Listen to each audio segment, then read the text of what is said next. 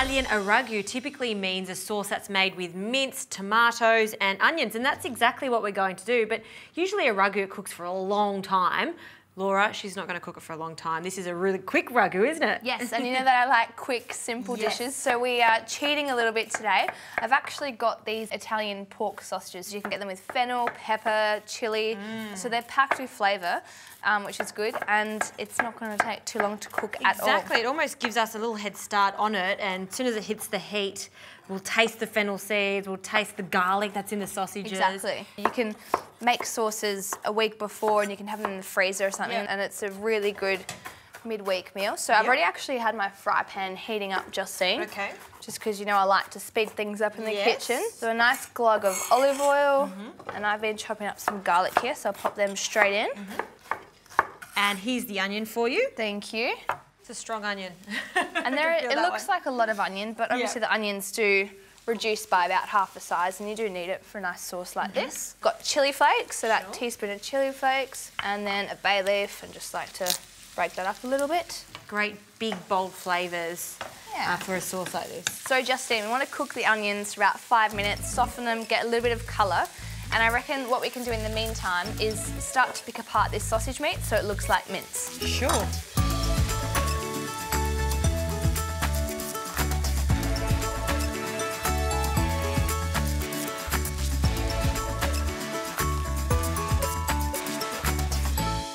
So Justine, the onions are looking really, really good, the garlic as well. We're going to add in the mince. Okay, there you go. And then you can grab those porcini mushrooms as well. And we're just going to squeeze the liquid off the mushrooms. Okay. We just want the mushrooms for now. I love porcini mushrooms. The smell of them. So good. So all we've actually done to them, so they're obviously dry porcini mushrooms from Italy. And all you do is just rehydrate them with some boiling water, and then we're going to keep the liquid and add it to the sauce later because there's so much flavour in there. I know, it's like an instant stock, a mushroom stock. It is, yeah. So delicious. Yum. Yummy. So we just need to brown off this meat, which doesn't take long at all. No. We're also rendering a little bit of that fat. We are. In the pork sausage. We are. I'm just going to add a little bit of salt as well, because I haven't seasoned it. Yeah. Because the pork sausages have some salt in them anyway, you just got to be careful with the balance with that. Exactly. All right, so the next thing we need is the red wine. And deglazing the pan. Beautiful. Oh, that smells good. Smelling so delicious. So we're going to let that reduce by half. Yep. And you can see it's pretty much already evaporated out of there. Yep. And then we can pour the porcini stock in. Okay. And always be very careful just at the end. You knew I was going to say it, weren't you? We're just leaving all the sediment, just that little bit of dirt at the end. Yeah, which you don't want that. It's quite gritty. Great minds think alike. I know. And then we can bring over the basil. So we've got half a bunch of basil and the tomato as well. Roughly tear that. Yeah, I don't like to chop basil. I just like to add it in whole and torn. I think the flavour comes out much nicer. Beautiful. And then you can pour in the tomato.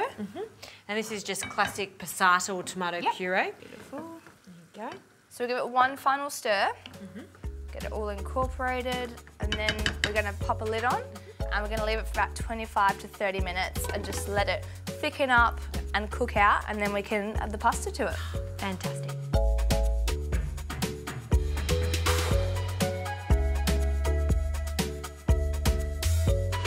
Justine, the sauce is just about done. Great. It's time to add the pasta.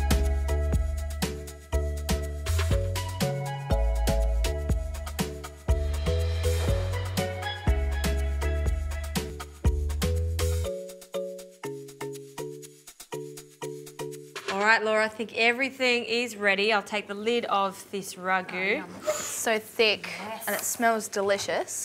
Not the regular beef mince bolognese sauce. I know. I mean, it's a little bit different. It's the same concept and the fundamentals of, you know, a bolognese, which is a ragu. But it's nice to mix it up. Instead of always having, you know, chicken with mince with it, beef mince, pork mince, sausages have so much flavour. It's a great idea, and I love how you always stir your pasta or your spaghetti through the sauce, because there's nothing worse than a big blob of pasta and then the sauce on top. It's just not it's un-Italian, just wrong. isn't it? It's so morally wrong, and I just need a little bit more of the water, I think. Yep. Just to loosen it. Yep. That water almost sort of binds everything together and brings the sauce together. Yeah. Alrighty, I think that's good. I'll pop it in front of you, Justine. Yes. You'd like me to plate that one up for you? into the middle of the bowl. I like how you've chosen a bowl that looks Italian, like Nonna's bowl collection. Yeah. It does. And a bit more of that delicious sauce. And all we need to finish it, Justine, is a little bit of Parmigiano cheese on top. And I think it's lunchtime for us. Oh, you know what they say? Bolognese and ragus like this is everyone's favourite dish, and it really is because it has everything you like in it. The rich tomato sauce, the meat, spaghetti, parmesan. Parmigiano? Parmigiano, sorry, my little Italian friend. It's okay. It's Parmigiano.